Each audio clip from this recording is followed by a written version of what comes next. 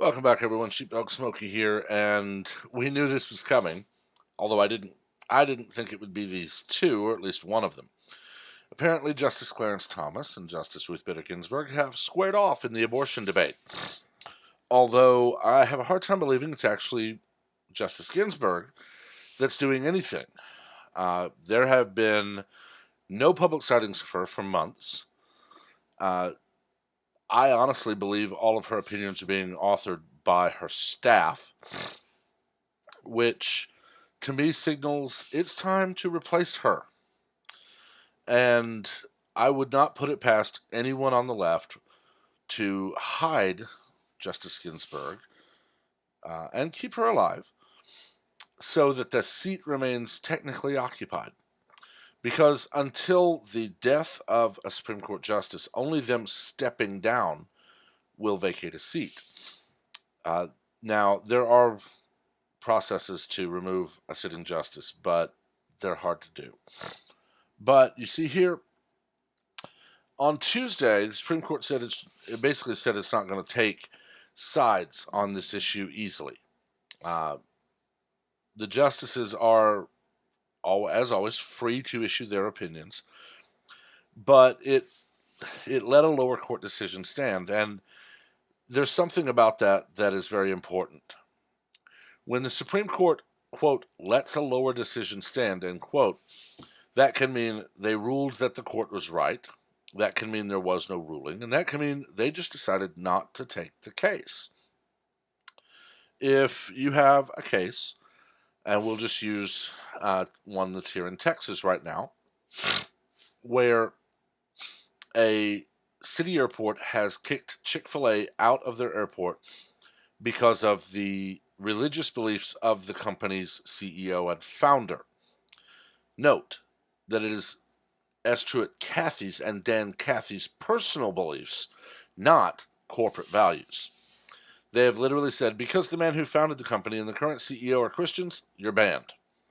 Of course, Texas is addressing it by drafting legislation to say, no, I'm sorry, you can't do that. There's this pesky thing right here that says you can't discriminate based on religion. Now, this is going to be challenged. It's probably going to be challenged by somebody from Wisconsin or Maine or New York who has the possibility that at some point in their life they may fly into San Antonio, and they don't want to see Chick-fil-A because that's just a horrible thing to see that sign. And it will probably make its way into a higher court. And if, say, it gets to the Supreme Court, say an amicus curiae brief is filed, and SCOTUS says, no, we're not taking it, that is technically saying the lower court decision may stand.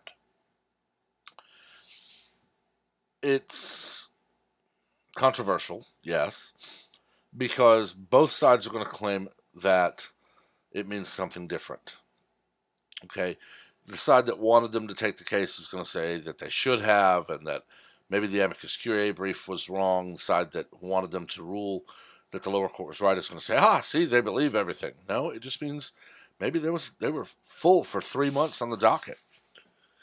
Just didn't have the time. But there was, of course, the case, and this is coming out of Indiana, where basically it was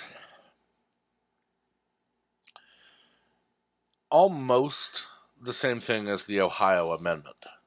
Okay, it ruled, and this was the lower court's ruling, that abortion cannot be used for eugenics. Now, it did uphold, in the unsigned opinion, that the remains of aborted children must either be given a proper burial or be cremated. In my mind, because of course we're never going to have any proof other than someone saying, I saw it, or so-and-so told me. We might get someone who speaks only anonymously saying I was there, but because of the rumors that body parts from aborted children are being sold, this is basically saying, okay, you're going to have to grave rob, which adds another crime. And it's basically a thumbing the nose at the rumors and sending people who might be doing it running to another state.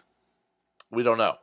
Like I said, we're never really going to have proof because of precedent set by an idiot in California that actually ruled criminal charges against someone who recorded abortion providers proving that they are there just for abortion, nothing else. Ruled criminal charges are fine for that. But basically what we have here is Clarence Thomas's opinion and then supposedly Ginsberg's.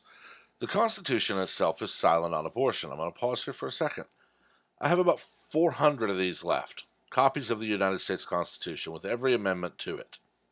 I will send you one free of charge.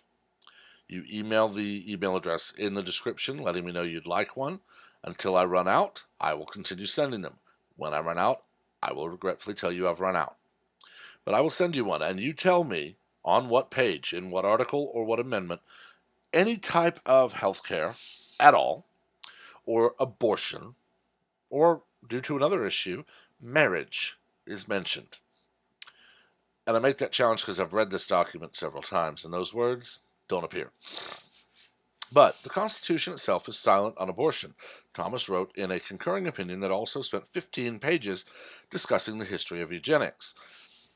Kind of wondering if Thomas may be trying to write a book and using opinions to test them. Enshrining a constitutional right to an abortion based solely on the race, sex, or disability of an unborn child, as Planned Parenthood advocates, would constitutionalize the views of 20th century eugenic movements. Thomas wrote, "This law and others like it promote a state's compelling interest to prevent abortion from becoming a tool of modern-day eugenics." Thomas wrote, later adding that Planned Parenthood founder Margaret Sanger was particularly open about the fact that birth control could be used for eugenic purposes. Now, when we go further on, we see that there was, of course, dissent from the liberal judges. Sotomayor and Ruth Bader Ginsburg both staked their ground, with Ginsburg saying that the lower court might have used the wrong standard to review the provision. This case implicates the right of a woman to choose to have an abortion before viability and to obtain it without undue interference from the state. This is not the case.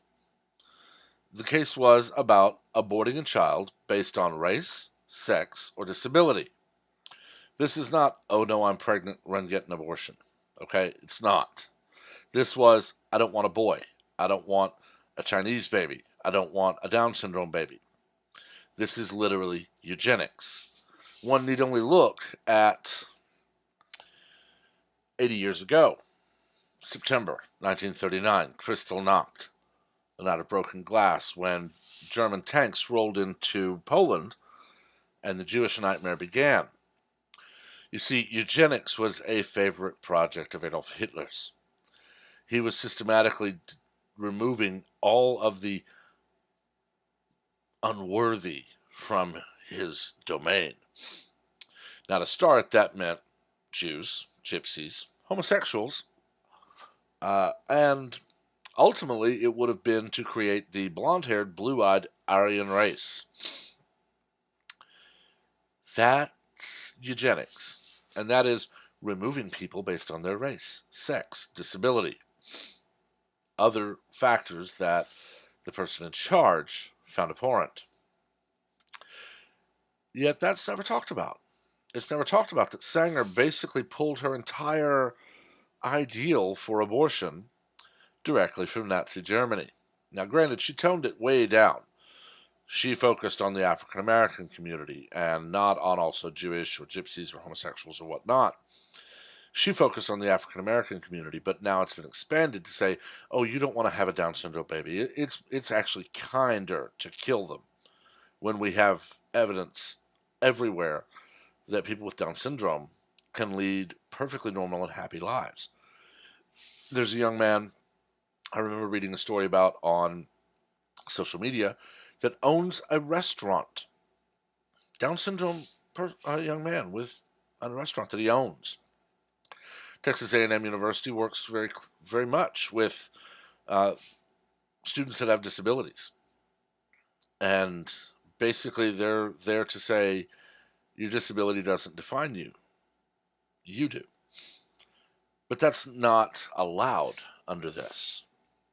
And we're going to see this debate heat up further and further and further until the raging inferno cannot be ignored by Supreme Court justices any longer. The only real question is, will Sotomayor, Ruth Bader Ginsberg, and the rest outnumber conservatives and rule that, yes, if you decide you don't want a boy, or you don't want that race a child, or you don't want a child with a disability, yeah, you can abort. And that will continue until a doctor says, oh, yeah, you're having a boy. And then when they abort, it was a girl. We have doctors that tell mothers of triplets or quadruplets or higher number multiple births that they should selectively reduce the pregnancy. And I just can't help but wonder how someone who took the Hippocratic Oath, which literally is the above all do no harm oath, can look a young woman in the eye and say, we should kill your child. But I've talked about this long enough. Let me know what you think on multiple things, where you stand on the opinion of the court that, of course, abortion should not be a tool of eugenics. Where do you stand on whether or not Ruth Bader Ginsburg has recovered and we've just not seen her? So many other aspects of this. Just remember, as always, keep it civil. We do not learn from an argument, we learn from a debate. As always, please remember to like and share the video, as well as to subscribe and turn on notifications so that you're among the first to know of all new content as it is posted. Until next time, everyone have a wonderful day, and I'm going to get an allergy pill.